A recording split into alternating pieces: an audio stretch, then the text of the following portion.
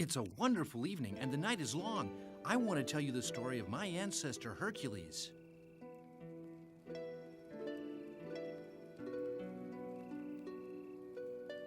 Go ahead, we're all listening. I'm very curious. I've never heard the story of Hercules. Long ago in ancient times, the gods were the masters of the universe. Sometimes they were kind, and sometimes they were not. And they were always unpredictable. The gods had their homes in magnificent palaces on Mount Olympus. The top of this mountain was always hidden from the eyes of people on Earth by dense clouds. Often when the gods were angry, the clouds turned black and were pierced by bolts of lightning and racked by rolls of thunder. Behind the clouds were the homes of the gods, their magnificent palaces surrounded by splendid gardens in which the wind never dared to blow. The air was eternally filled with the scent of spring flowers, the sound of music, of children playing, and the sky was always blue.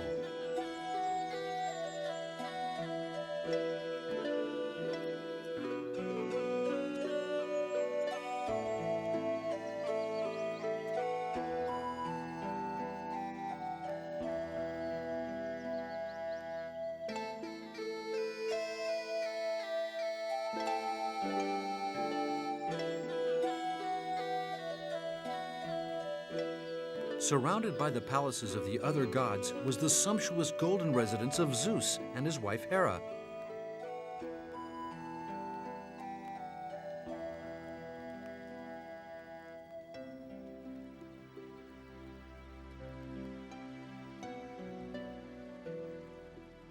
Every day the gods who lived on Mount Olympus left their own magnificent palaces and gathered in Zeus's splendid throne room. The council of the celestial gods governed the world from up there, sitting in state in all their splendor. But we'll have plenty of time to get to know them in the course of our story. Right now, the only ones it's important to meet are the all-powerful couple, Zeus and his beautiful and beloved queen, Hera. Zeus was the most powerful of all the gods, and even though he gave his brother Neptune control of the seas and his brother Pluto control of the netherworld, he always had the last word, unless the supremely mysterious power of fate intervened. But Zeus tried never to take advantage of his enormous power, and that is why his aunt Themis, goddess of justice, always sat on the steps of the throne.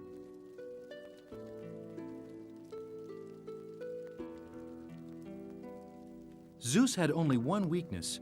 He loved beautiful women and never resisted the temptation to consummate his love. His wife Hera, goddess of fertility and marriage, was understandably jealous.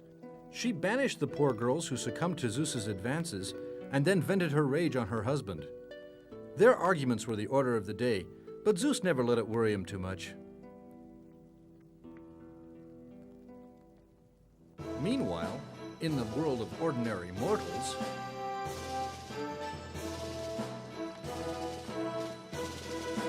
tomorrow morning, when we enter the city of Thebes, the people will greet us as conquerors. Yes, there will be wine, women, and song, and days of celebration.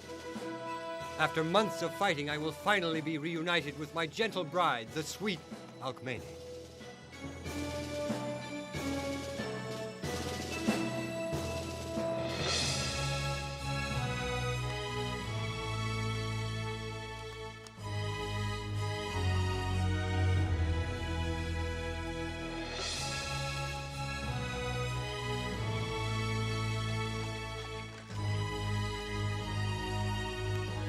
Purchase my silks, fair lady. Guarantee they're none finer in all the world.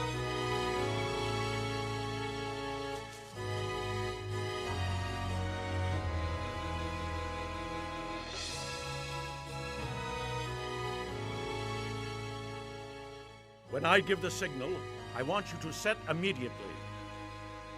And you are not to rise again for 3 days. Go now.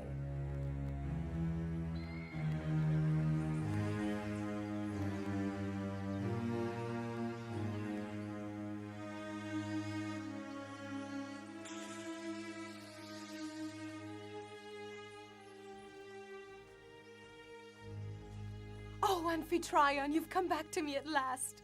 I have kept my promise. I have defeated the Taphians. At last I have avenged the death of your brothers. Oh, my hero. At last I can dedicate my time to my beautiful bride. Welcome back. May the gods be praised.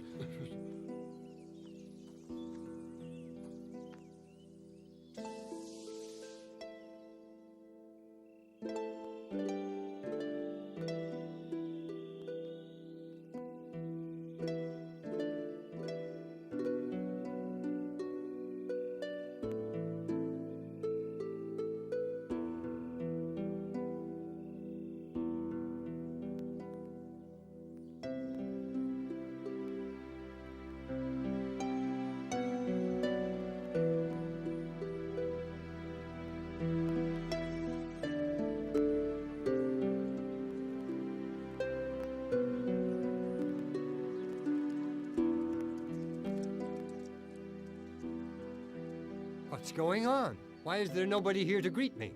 It's impossible they didn't know I'd be back today. I'm back, my beautiful bride. I know, my love. I thank all the gods for that. Huh?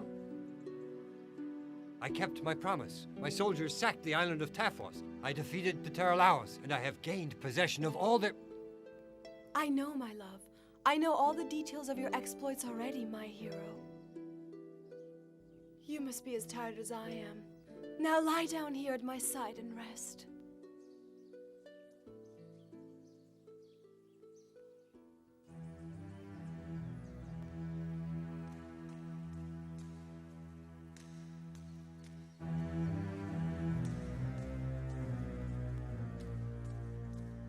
Go find Tiresias, the soothsayer, and bring him here at once.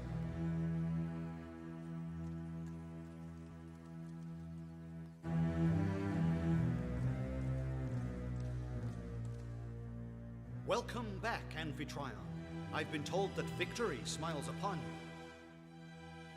But my return has been greeted with indifference by everybody, including my wife. Alcmene tells me that she is already aware of my exploits, even though I have told her nothing about them. You have been struck by inglorious misfortune, O noble and courageous Amphitryon, descendant of Perseus. While you were away, Zeus, struck by your wife's beauty, disguised himself as you and returned home in your place.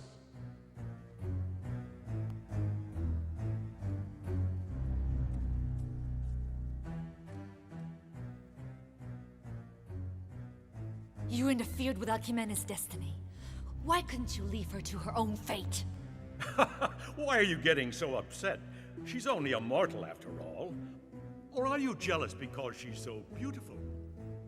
Of course not. I mean, look at me. I'm much more beautiful than any mortal.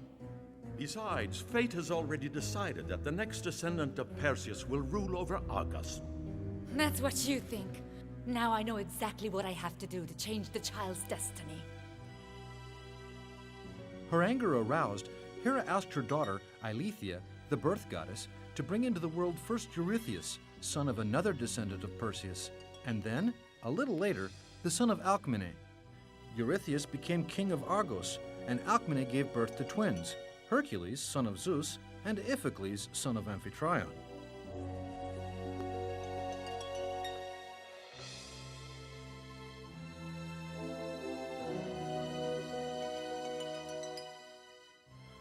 My wife, by delaying his birth, made sure Hercules would not be king of Argos. And so now I will make him a demigod. Mercury! Mercury!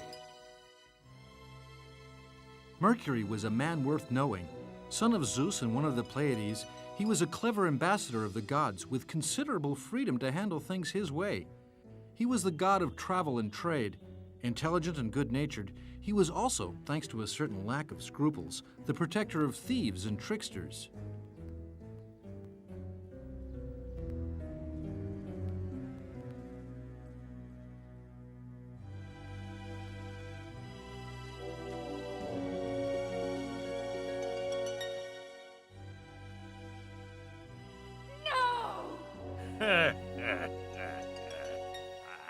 As Hera, enraged, snatched Hercules away from her breast, the goddess's milk spilled across the sky to form the Milky Way.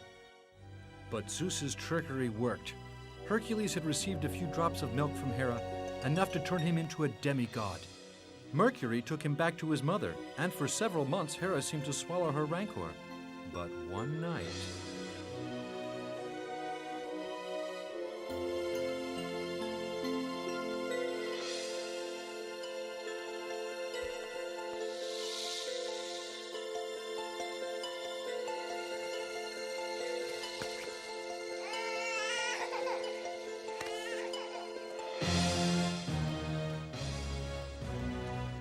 And that was how Amphitryon found out for sure that Hercules was Zeus's son. Several years pass.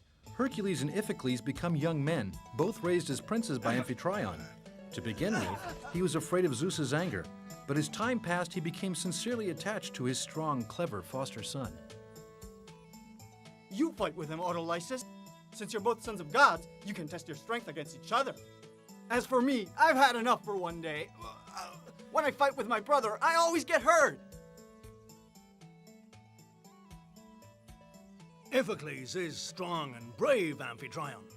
But he has no chance against Hercules. There's only one solution. We must find worthy adversaries for both boys. Let's see if the boy's a match for Mercury's son.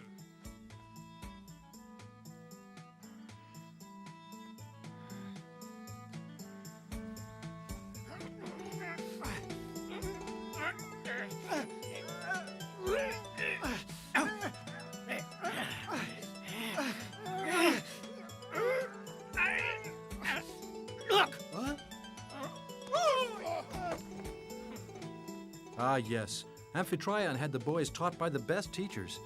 Autolycus, the wrestling master, really was the son of Mercury. His best quality was not his excellent fighting ability, but his craftiness inherited from his father. Rhadamanthus, the law teacher, was another son of Zeus. He was so wise and so fair that when he died, he was sent to Hades to judge the dead.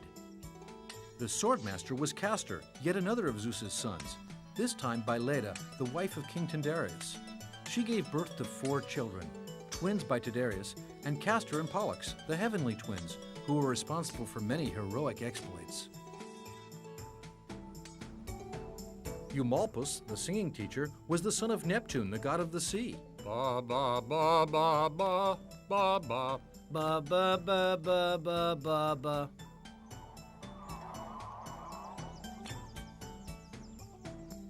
Eurytus, the archery teacher, was the son of the greatest archer in all Greece and inherited his father's skill. Or perhaps he got it directly from his grandfather, Apollo. His bow was so special that years later, his son gave it to Ulysses.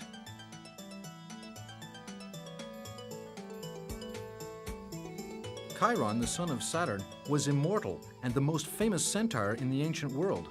Because of his great wisdom and knowledge, he was much sought after as a teacher, and he instructed Hercules and Iphicles in the arts of medicine and astronomy.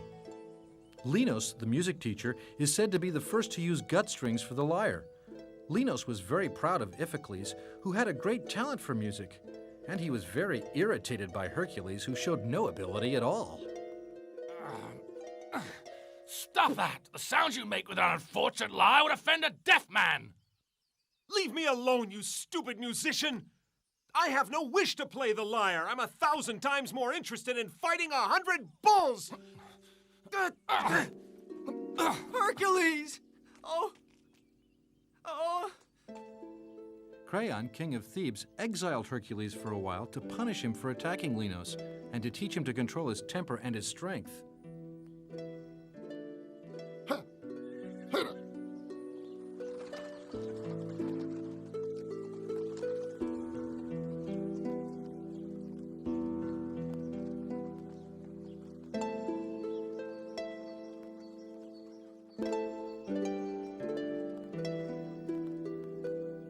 Hercules was sent to watch over oxen and sheep on Mount Cityriones. Life in the open air made him stronger and more agile than ever, but it certainly didn't teach him to live with people.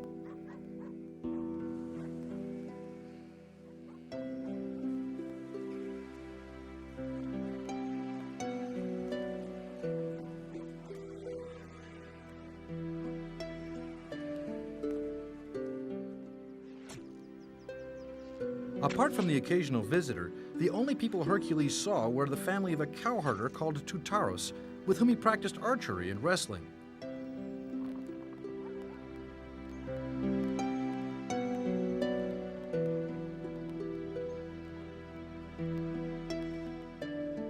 Hercules!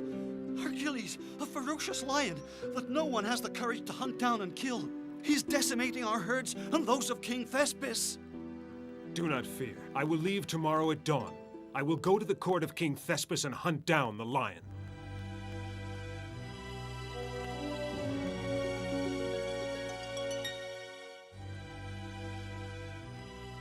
I am Hercules, sire, and I have come to kill the lion that is destroying your herds. I am delighted to welcome you to my domain, Hercules. Your presence honors us. May the gods look favorably upon your endeavor. Hercules spent almost 50 days at the court of King Thespis. Every day when he returned from the hunt, he was greeted by the king's 50 daughters. But there was no trace of the lion until one day.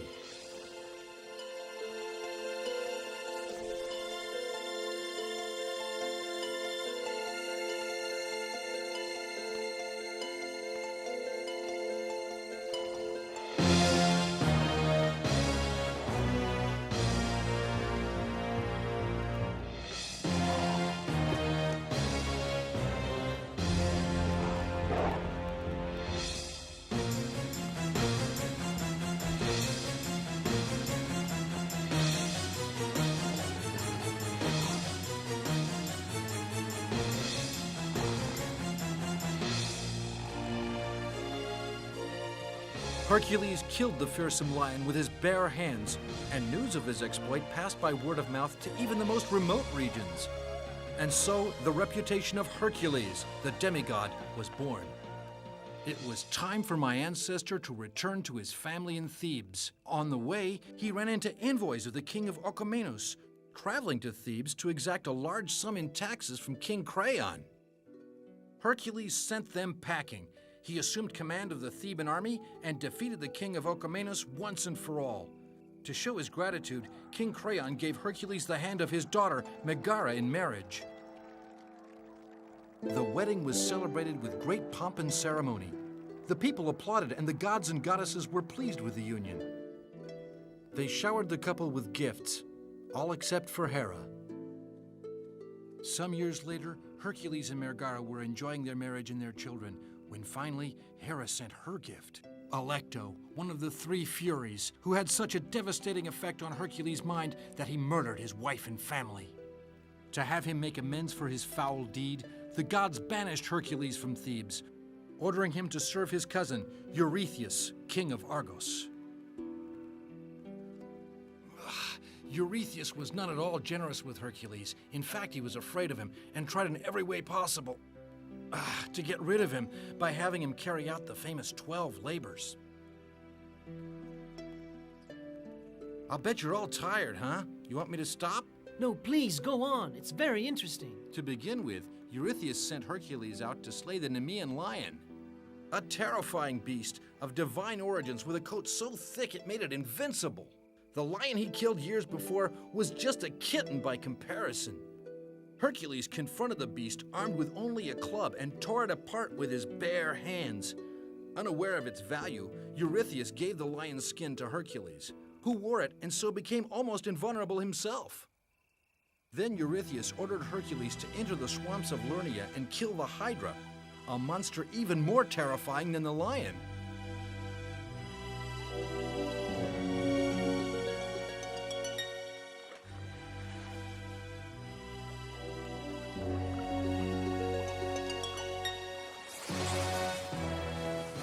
The Hydra was a fearsome dragon with 9 heads, 9 starving mouths, and 18 fiery eyes.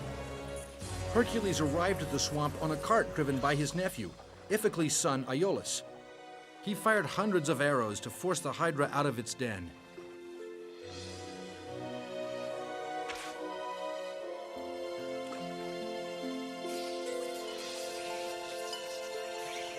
Once the monster was in the open, Hercules confronted it with his sword, and using all his strength, he succeeded in cutting off 2 or 3 of the heads.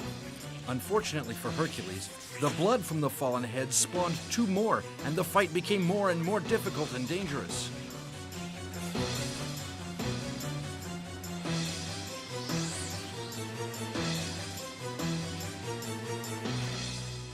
Start a fire, and as the new heads grow, help me to burn them with red-hot firebrands.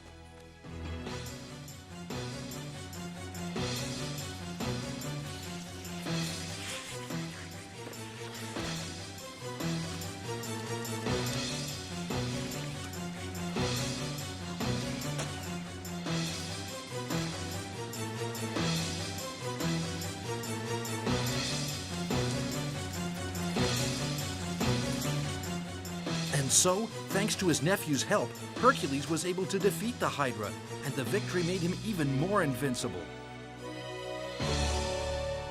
Before he left the swamp, he dipped the tip of his sword in the monster's poisonous blood. Hercules returned in triumph to his cousin's domain, but Eurystheus told him his achievement didn't count because he'd been helped by Iolaus, and he ordered Hercules to leave immediately on another impossible assignment. But I'll tell you about that and the other 10 labors tomorrow. Now it's time for all of us to go to bed.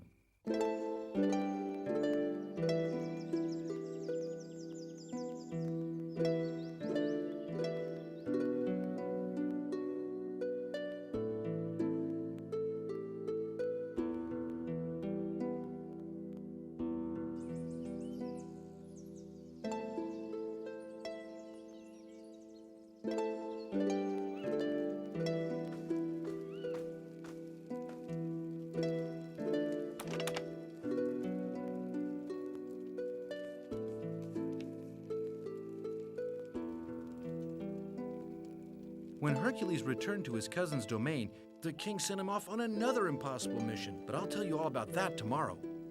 Now it's time for all of us to go to bed. And so...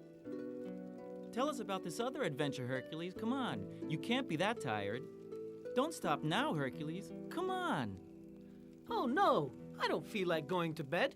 Come on, Hercules. Don't stop now. He's right. There is nothing more enjoyable than staying up late telling stories around the fire.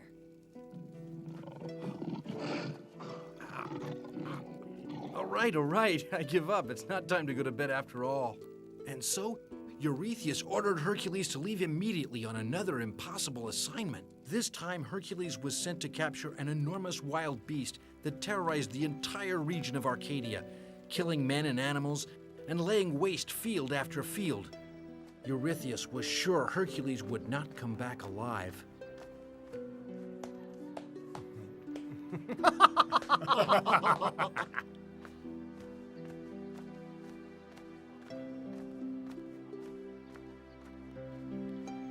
It took Hercules a long time to reach Arcadia, and he had to face all kinds of hardships along the way.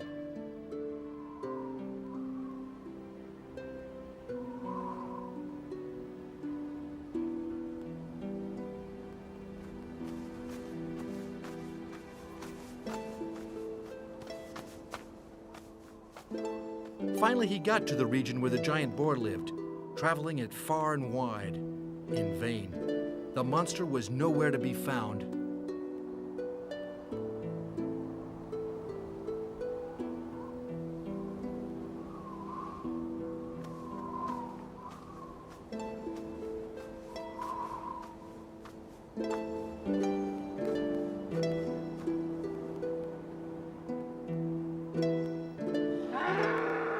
These are wild boar tracks. I've found my prey at last.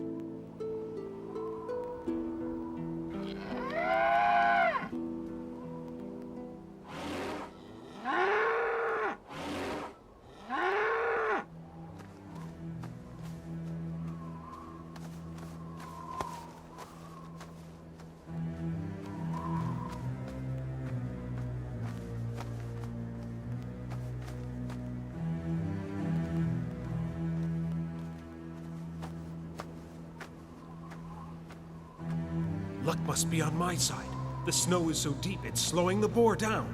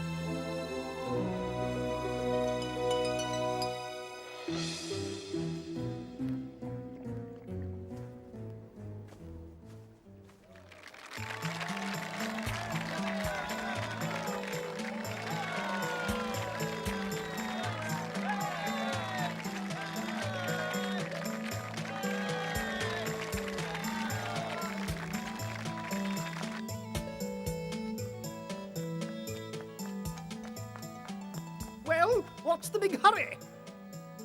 Your Highness, Hercules has just entered the city.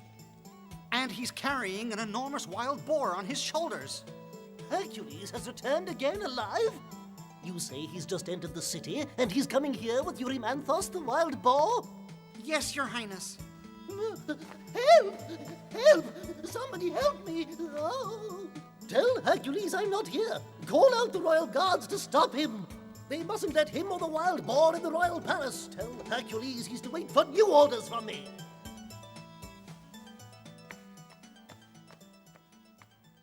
Convinced that Hercules would not be able to bring any more monstrous beasts to the royal palace, Eurystheus gave his cousin another impossible task, sending him out to capture the Ceryneian hind.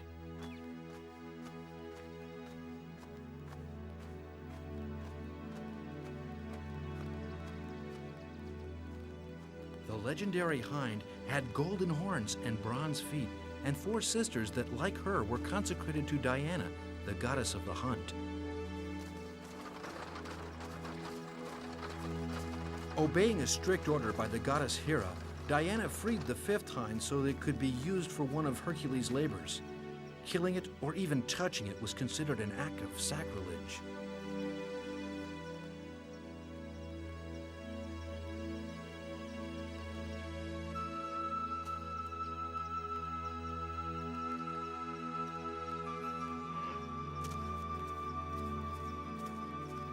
Capturing the hind was considered an impossible task because there was no god, man, or animal that could match its astonishing speed and endurance.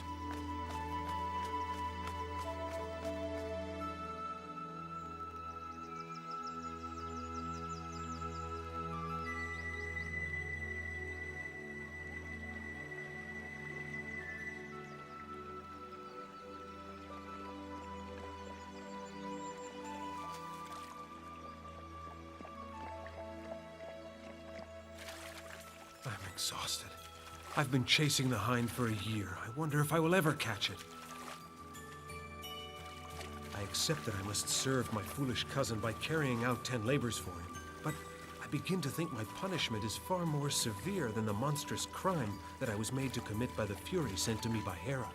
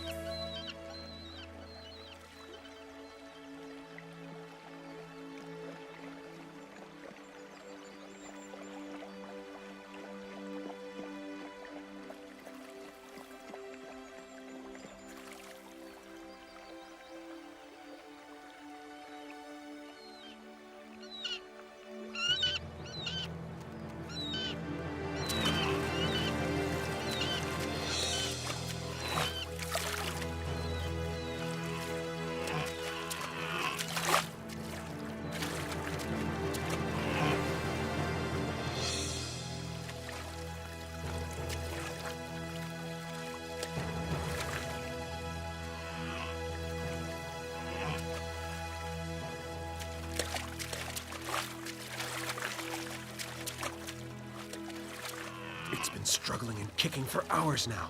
Let's hope it tires itself out before I do.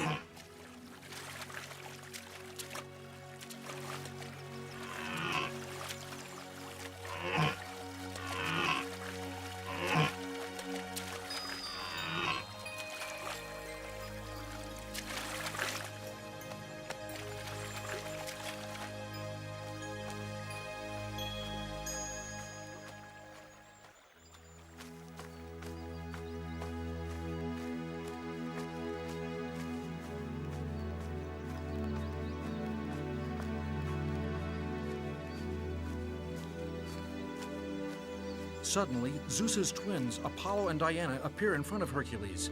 They stand there blocking his way. Hercules is especially in dread of Diana because of her cruel, vindictive reputation. Hercules, how dared you capture the golden hind of Cyrenea? You know perfectly well that it's sacred and that nobody's even allowed to touch it. And you actually tried to kill it, Hercules. That's not true. You must believe me. I never tried to kill it. I haven't even scratched it.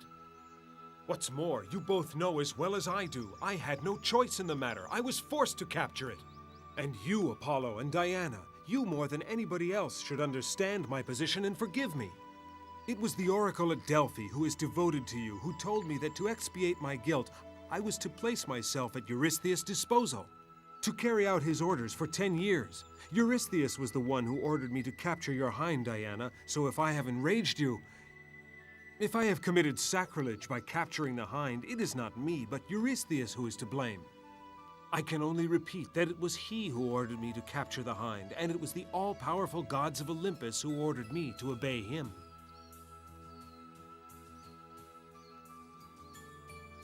We cannot deny that Hercules is acting in good faith. What do you propose we do, Diana?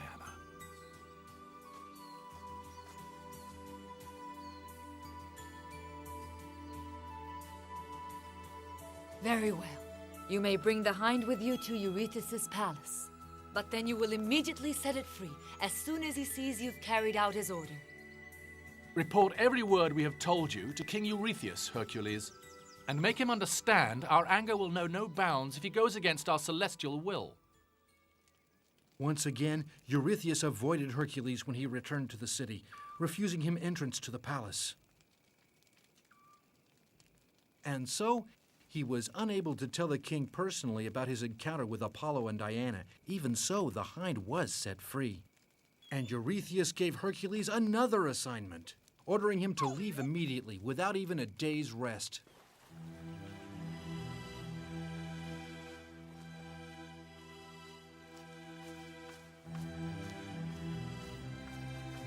This time, Eurystheus sent Hercules to the Stymphalian marshes to kill some birds that lived there. That may not sound very difficult, but believe me, it was another impossible task.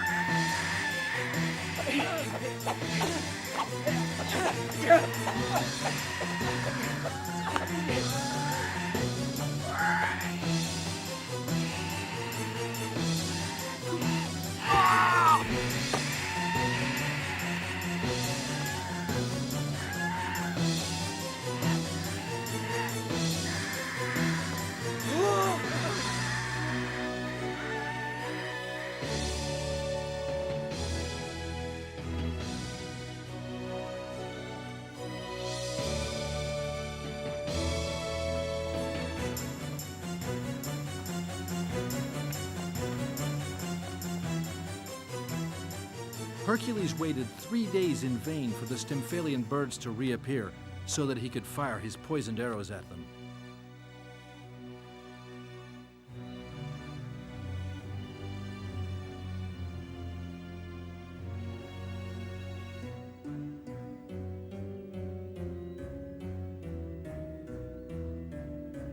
Then, the goddess Minerva saw his plight and decided to give him a hand.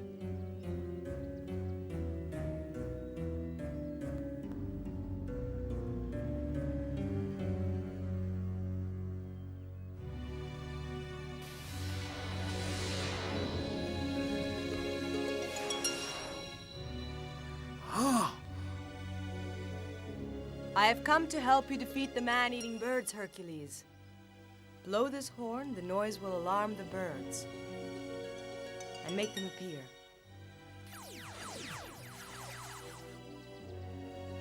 Thank you, Minerva. goddess of wisdom.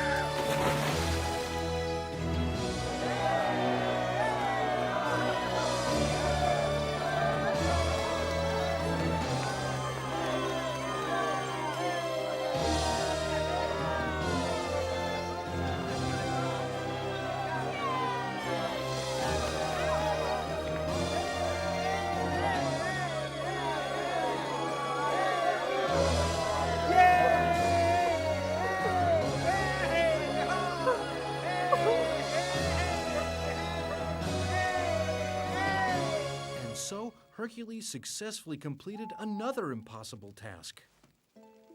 But Eurystheus had many more tasks waiting for him. I'll tell you about another one tomorrow evening. Now it's time to go to bed, my friends.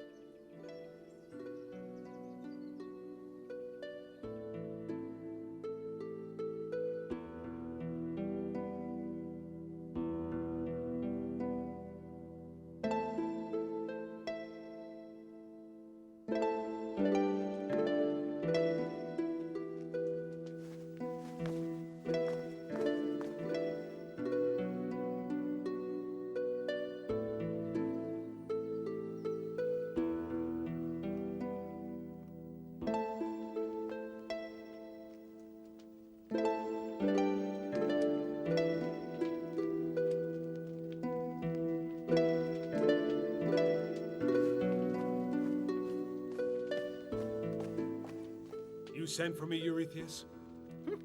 Yes, I did. I have to tell you about your next task. Let me see. I order you to go and clean out the stables of King Argus of Elis. But his stables are huge. They'll be full of dung. They haven't been cleaned out for years. Besides, cousin Eurystheus, I'm used to capturing wild animals, killing monsters, feats of strength. I don't consider this a task for a hero. I see. Well, on the contrary, I think it's the ideal task for you, and my opinion is the one that counts around here. I know the stables are dirty, even though the kettle's divine origins protect them from infection. You have only one day to clean them.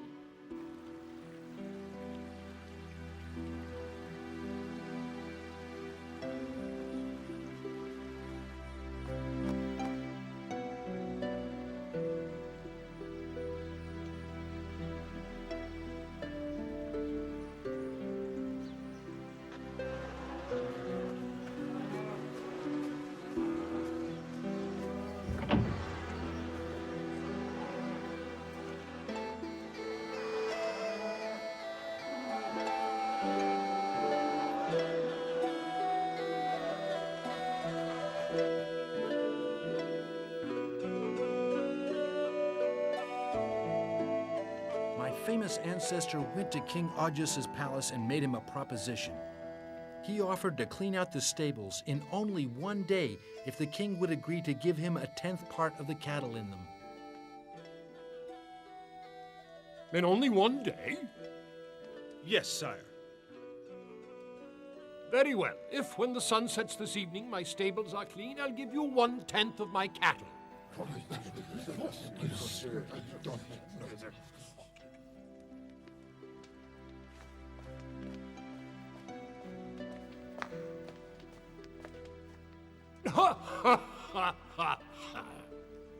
It cost me nothing to agree to his deal. He might be able to clean out my stables in 1 year, but never by sunset this evening.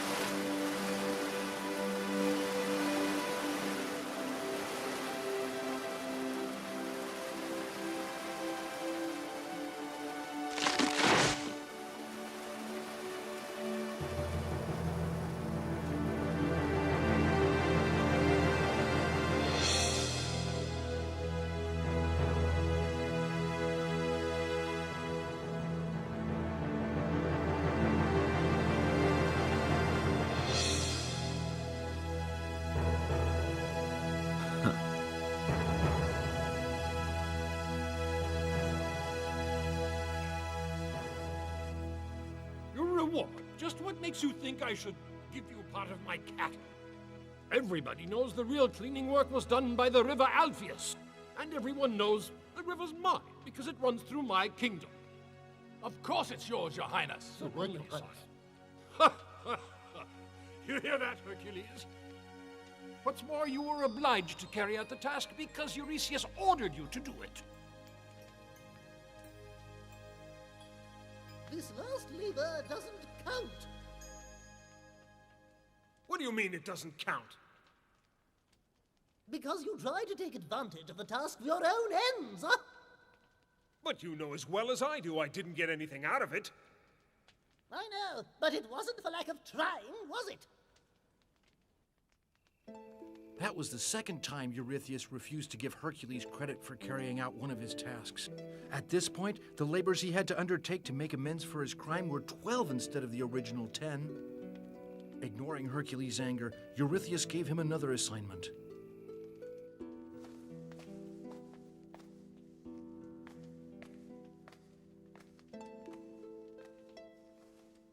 Let's see. Let me see. Ah, yes.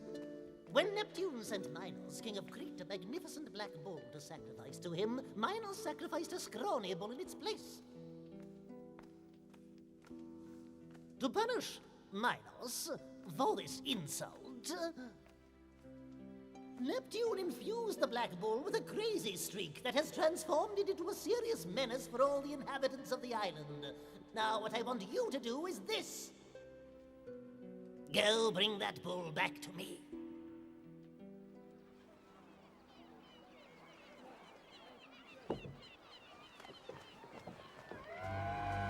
Look out! Look out, boy! It's a bull!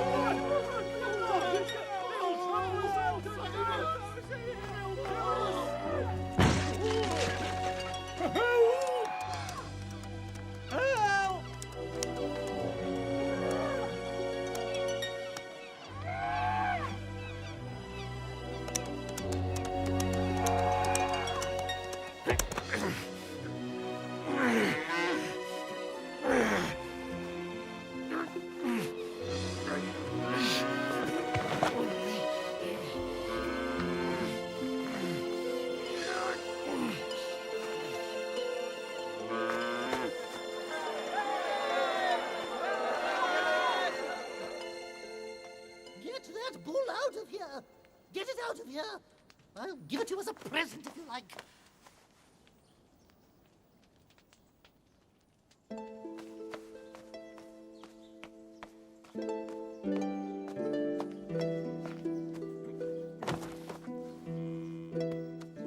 Now, off you go. You're free, and try and stay out of trouble.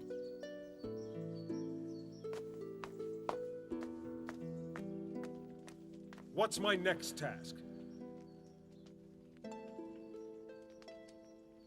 You will go to Thrace, capture the mares of King Diomedes, and bring them back to me.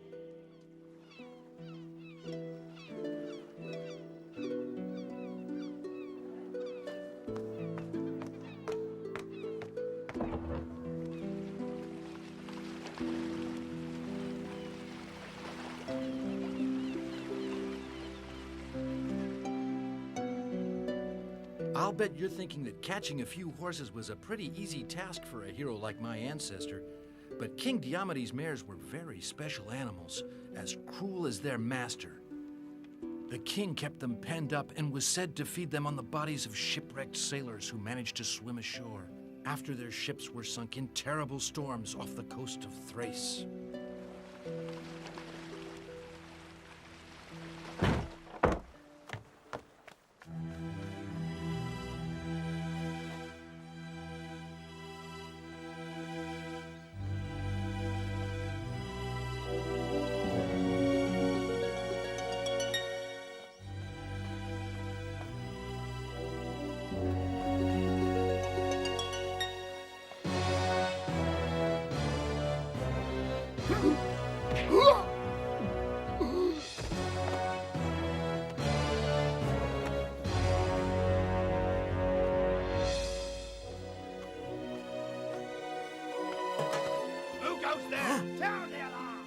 Don't move!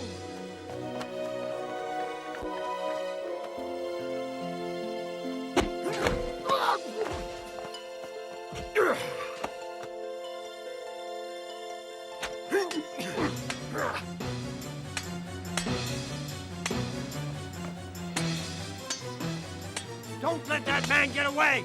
Capture him and feed him to the mare!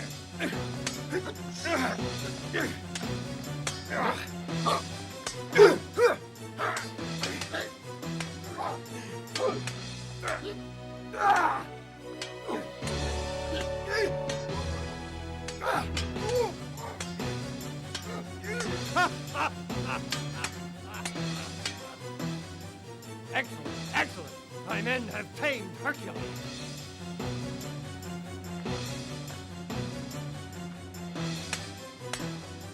How can you still be alive? Guard!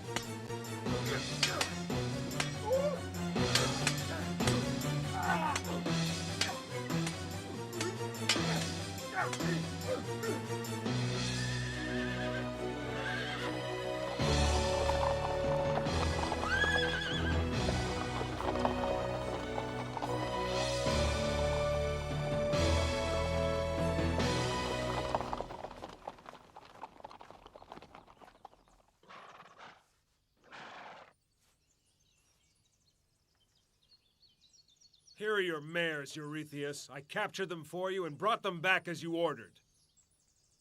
That's not what I was expecting at all, Hercules. They're so ordinary looking. I was expecting you to bring me back the most beautiful animals in the world. The giant Gerion has the most wonderful oxen with scarlet coats. I order you to steal them and bring them to me. And so Hercules set out again. This time his destination was the most western corner of the world. On the banks of the great ocean river, he arrived at the straits that divide Europe from Africa, where the extremities of the two continents face each other. Beyond the straits lay a boundless expanse of water, with strong winds whipping the crests of the waves.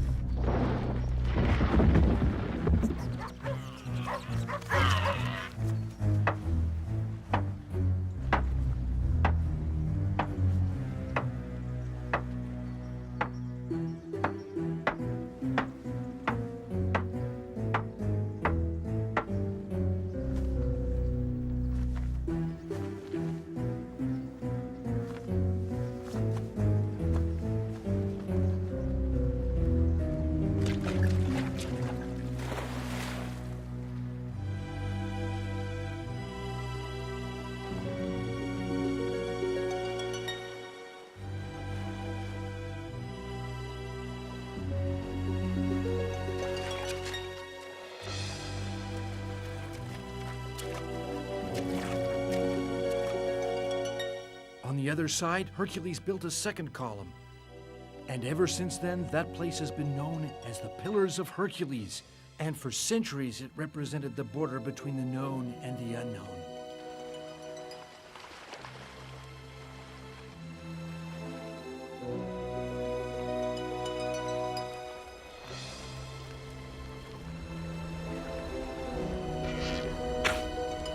Blow out that light! It's dazzling me!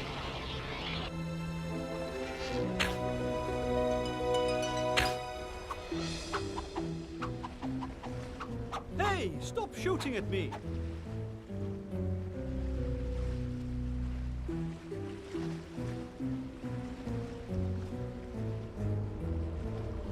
You're Hercules, aren't you? I've always admired your audacity. And now, since you stopped shooting your arrows when I asked you to, I would like to repay you for your courtesy. So, I'm going to lend you my golden boat to take you on the next leg of your travels, Hercules.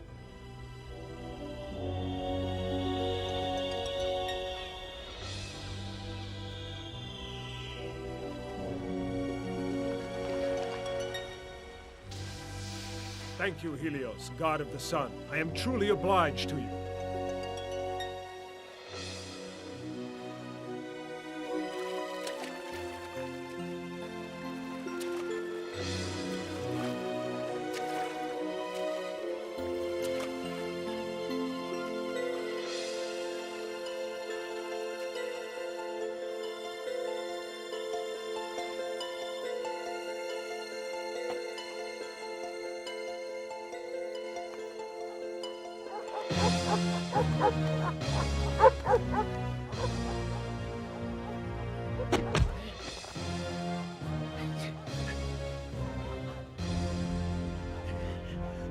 What's the matter, Otrus?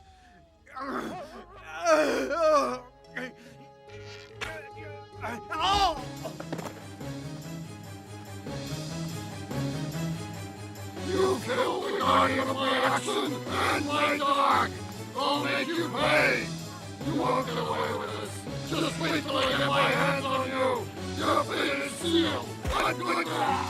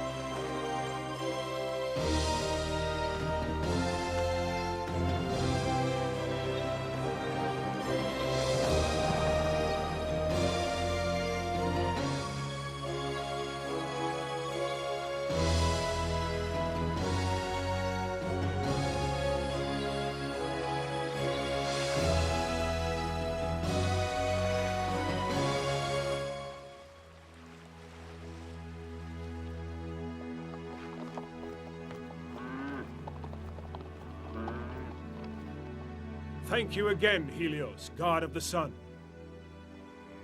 With your magnificent boat, I could sail across the tumultuous waters of the great ocean and put an end to my labors.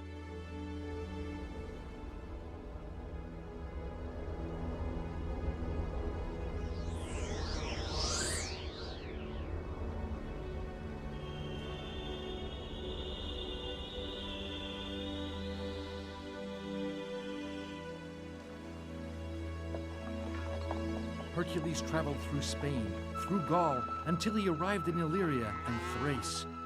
Marching on, ignoring the elements, his fatigue, and the passage of time.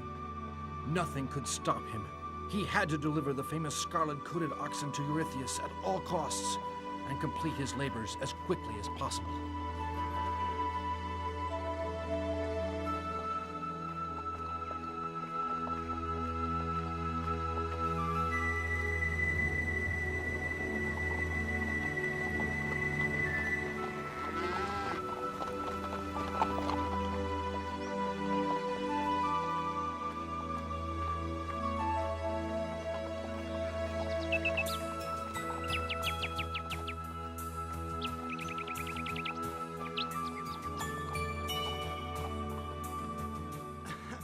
Correct me if I'm wrong, but he has only one labor left at this point, doesn't he? No, you are wrong, I'm afraid. Eurystheus didn't count two of his tasks, cleaning out King Aegeus' stables and killing the Hydra. So he has another 3 tasks left to do. Exactly, the most thrilling and adventurous ones. Well, get on with it. Tell us about them. No, they're too long. That would take all night. Now it's time for all of us to go to bed. I'll tell you tomorrow. Good night. My ancestor's cousin, King Eurystheus, had a problem. His spoiled daughter, Admeta.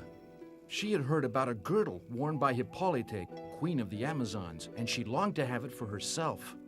Eurystheus had no intention of satisfying his daughter's crazy desire, but he went along with her anyway, thinking it might give him the opportunity to get rid of Hercules once and for all.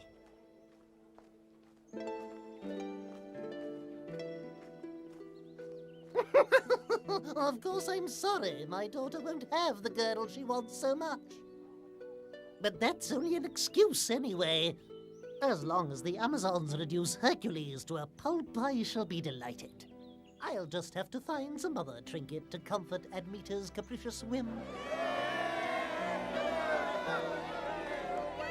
And so Hercules set off, accompanied by Perseus, Peleus, and Telamon to win possession of the Amazon Queen's girdle.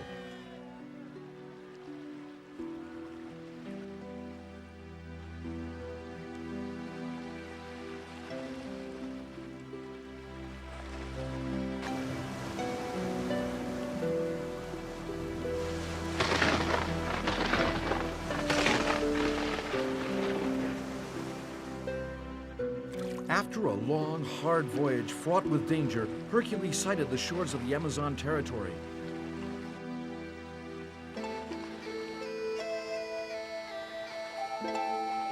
The Amazons were a tribe of warrior women living on the shores of the Black Sea.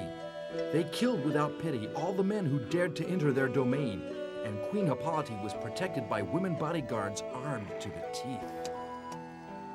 The rumors that have been reaching us are true. That's Hercules' ship down there. We must report back to Queen Hippolyte immediately.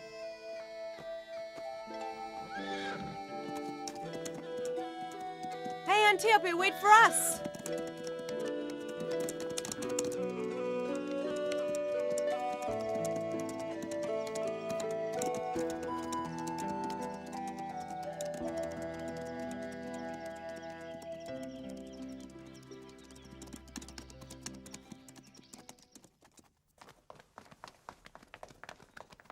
We have terrible news, Queen Hippolyte. We've sighted the ship carrying Hercules, Theseus, Peleus, and Telamon. What shall we do? Welcome them with honor and bring them to me. They are great heroes and deserve our respect. They will be our guests. If those are your orders, Your Majesty, we shall obey you.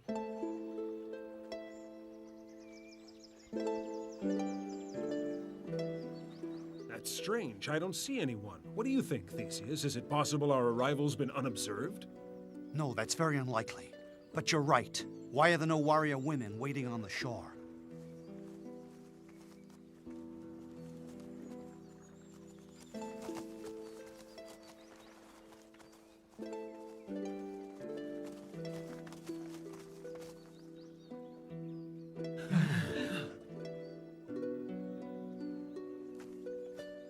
Welcome! We come in the name of Queen Hippolyte to escort you to the royal palace.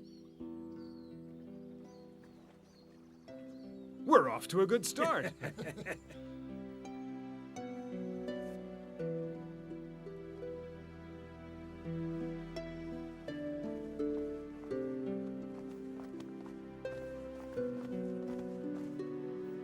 Drat that foolish Hippolyte isn't going to kill Hercules, she's going to entertain him. Well, I'd better do something without delay, or Hercules will successfully complete this task too.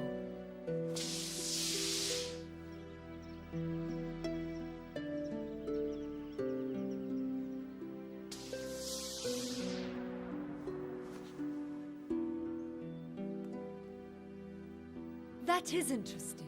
You've undertaken this long and arduous voyage to gain possession of my girdle. Don't worry. Since it's obviously so important to you, Hercules, it'll be my pleasure to give it to you as a present. The Queen's beautiful, isn't she? Looks like Hercules will be able to have anything he wants. If you ask me, she's doomed. She's only had eyes for him since the moment they met.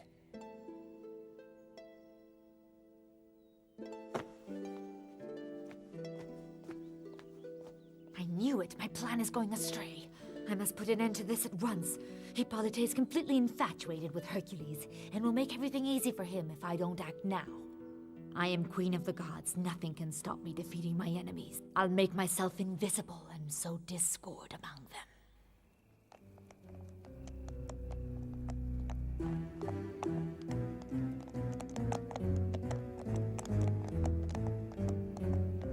Come on! Come on, Antiope! Yes, you can do it! Antiope, come on! Go, go! Come on! Yeah, come on!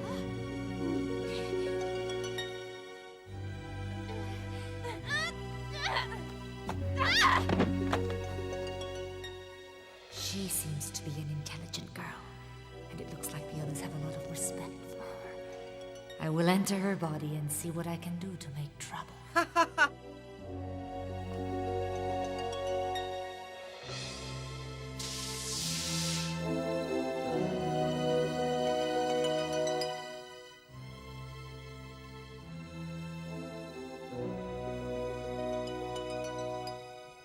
I can see trouble brewing. Theseus hasn't taken his eyes off Queen Hippolyte. But she won't even look at him. She only has eyes for Hercules. I beg you, please consider my girdle yours, my guest and hero. Now that's settled, I hope you will enjoy our hospitality for a few more days. Perhaps I'm being overly suspicious, but the arrival of Hercules and his men could be a threat to us. Do you really think these famous invincible heroes have undertaken such a long and arduous voyage just to get a girdle? Our valiant Queen Hippolyte has always prevented men setting foot in our territory, but now she welcomes this group with great benevolence and full honors. I am convinced these men have come here to take possession of our lands, and that Hippolyte's blind infatuation for Hercules will make their task easier. It's up to us. Do we want to find ourselves at the mercy of a man who will take our freedom away? We use men. We will never be ruled by them. We have chosen to live without them. We must rebel to protect that choice. There's no time to lose. We must act now. We must drive these men into the sea and bring our queen back to her senses. Antiope is right. Death to all foreigners. Death to all men. Yes, we must drive the men away from our land.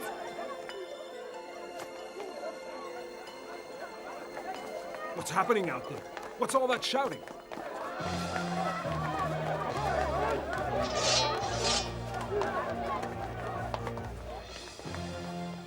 A curse on you! You set a trap for us! No, that's not true, Hercules. You're wrong. I'm as surprised as you are. What is this madness? Put down your weapons and leave the hall. That's an order from your queen. You're a traitor. You deserve to die.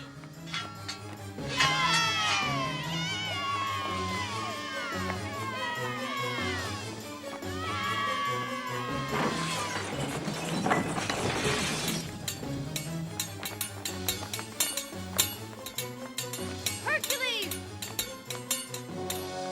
May the gods curse you, Hercules! This time I'll destroy you!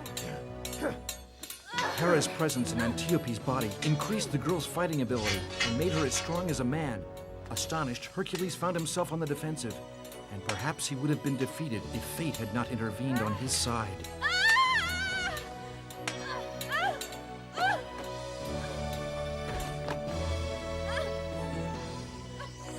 Once again, I've been foiled, but sooner or later I'll get rid of Hercules. What are we doing? Why are we fighting? What happened? What happened? What on earth made us all fight the queen's guests?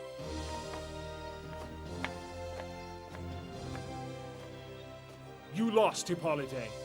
I want that girdle, now! You are very strong, Hercules. I want to see how good you are with the bow. Compete against me, and if you win, I will give you the girdle.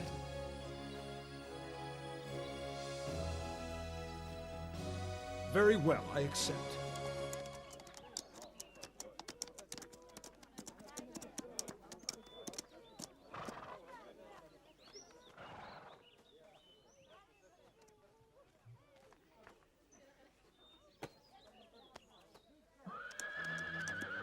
That line of trees over there will be the site of our competition.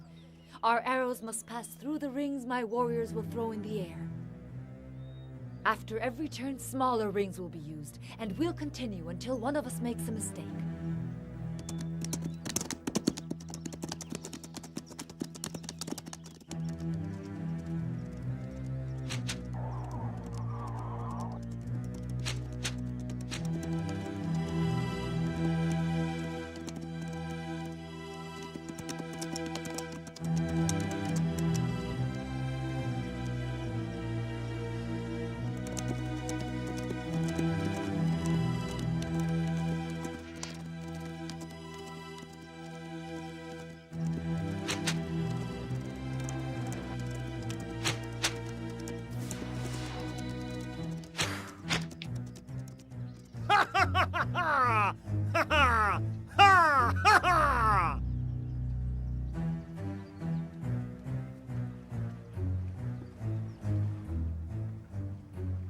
Hippolyte took off her girdle and gave it to Hercules as the heroes prepared to set sail for home.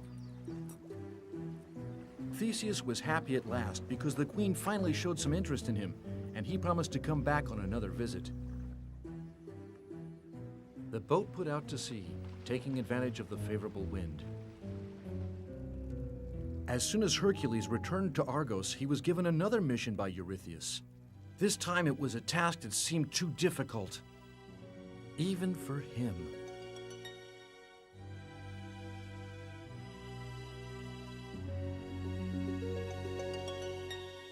Minerva, Mercury, come here, quickly.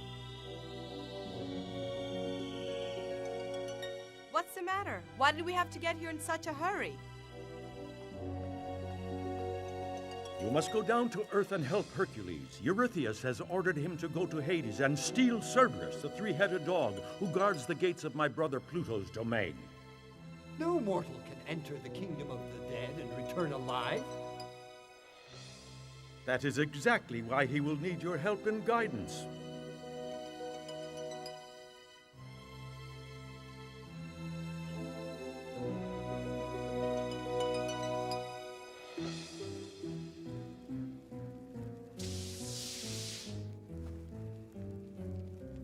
Welcome. Have you brought me a message from my divine father?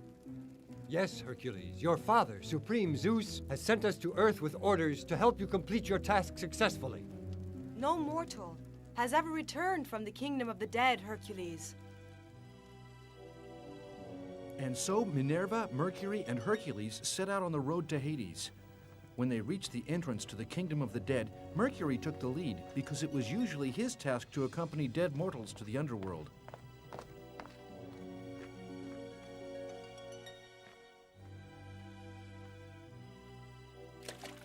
And it was Mercury who persuaded the mournful ferryman on the river Styx to carry Hercules to the other side.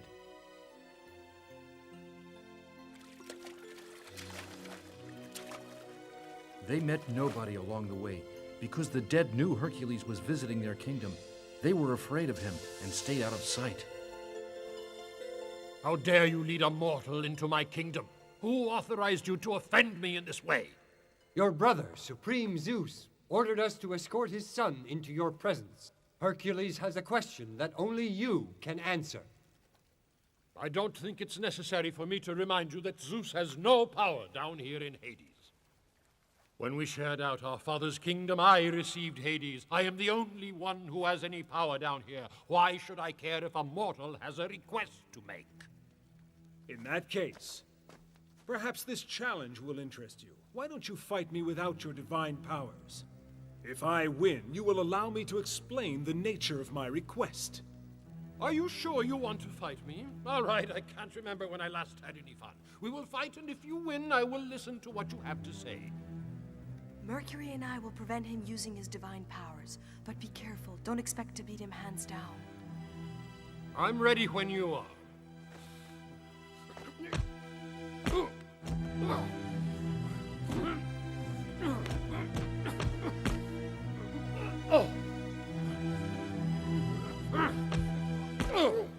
Not as easy as you expected, eh?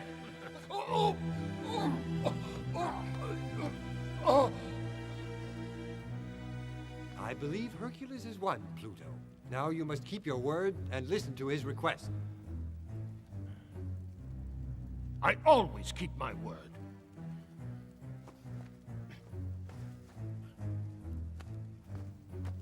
All right, then. What is this request of yours, Hercules? My cousin Eurystheus, in league with the Oracle of Delphi, has condemned me to serve him for 10 years. He has ordered me to bring him Cerberus, the dog that stands guard over your kingdom. You expect me to give you the faithful Cerberus? Well, it's important that I return to Eurystheus with the dog. After that, I can send him back to you. Very well, you may have Cerberus, but only if you fight him too and beat him with your bare hands. Pluto's condition caught my poor ancestor by surprise. Cerberus was summoned, and there in the big cave, the fearsome three-headed dog and Hercules joined in mortal combat.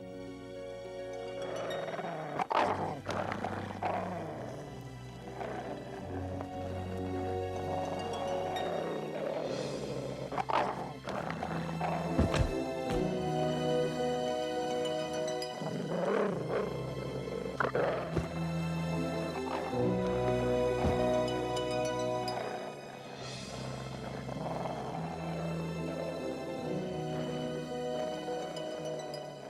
Satisfied enough, now? Hercules. Very well. I will allow you to take Cerberus away with you. Thank you, Pluto. I hope that I will soon be able to send him back to you.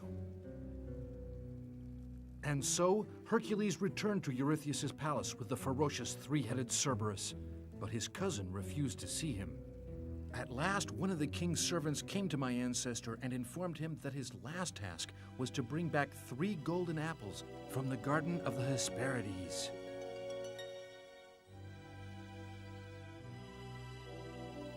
The problem with this task was that nobody knew exactly where the Hesperides garden was located.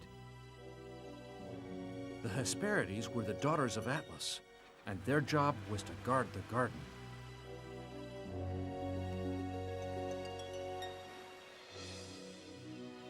The only person who might know the way is Nereus, the old king of the sea.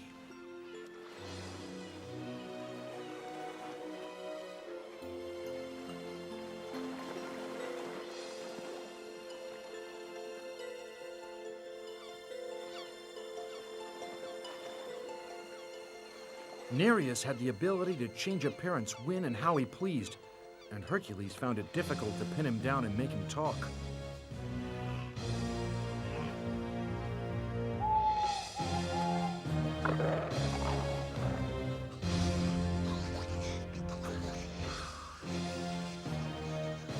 Nereus told Hercules to go to the borders of the world, where Atlas, the giant, held up the heavens, and ask him to pick the golden apples.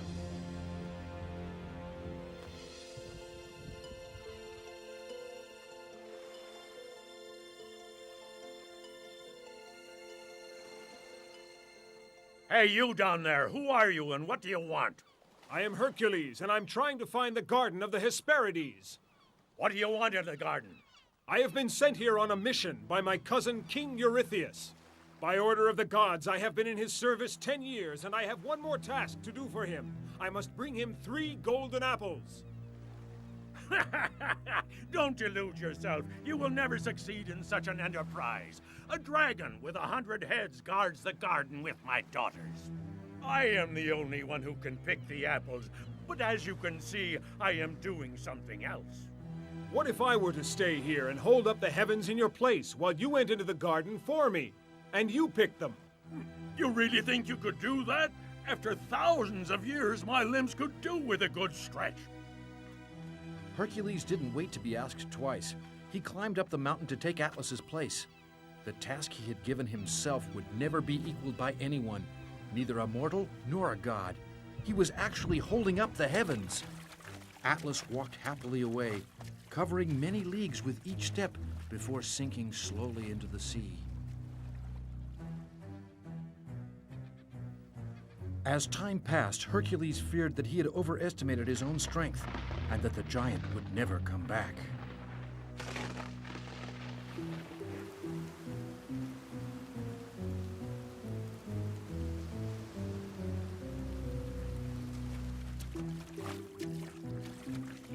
You can imagine his relief when he saw Atlas appear out of the sea, holding 3 precious golden apples.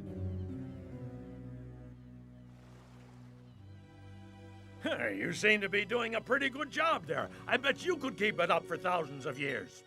It only looks that way. Oh, great. I see you managed to get the apples.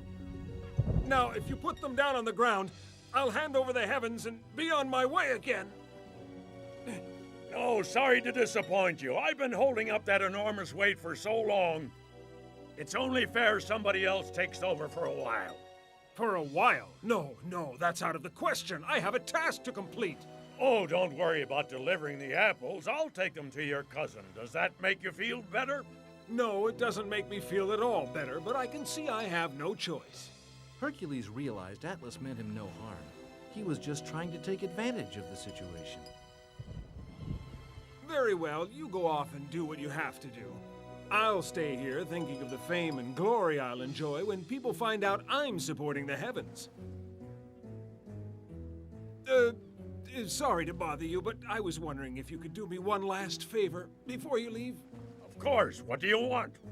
Could you take the heavens again, just for one moment, while I arrange my lion skin better and get more comfortable? There are 2 or 3 stars sticking in my back. I'll put the apples down first.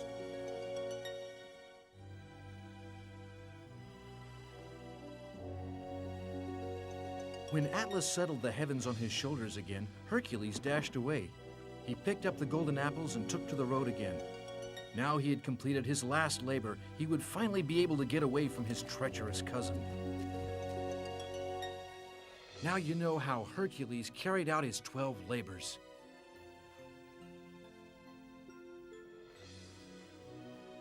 That's enough for now. It's time we were all in bed. Good night, friends.